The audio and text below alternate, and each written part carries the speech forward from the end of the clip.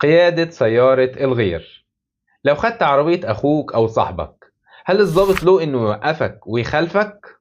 تعالوا بينا نعرف.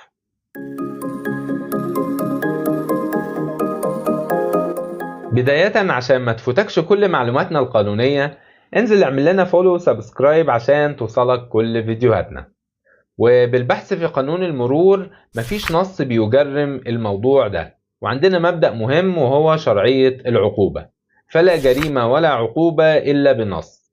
فالأصل في الأشياء الإباحة ما لم يرد نص يقيد تلك الإباحة.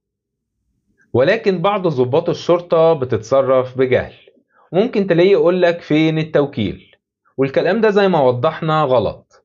ففي موقف زي ده بنتصرف بهدوء وبنوضح الأمر لضابط الشرطة، وبنطلب منه الرجوع لقياداته للتأكد من المعلومة. ولو عجبك محتوانا واستفدت منه، ادعمنا بلايك عشان الفيديو يوصل لغيرك والكل يستفيد.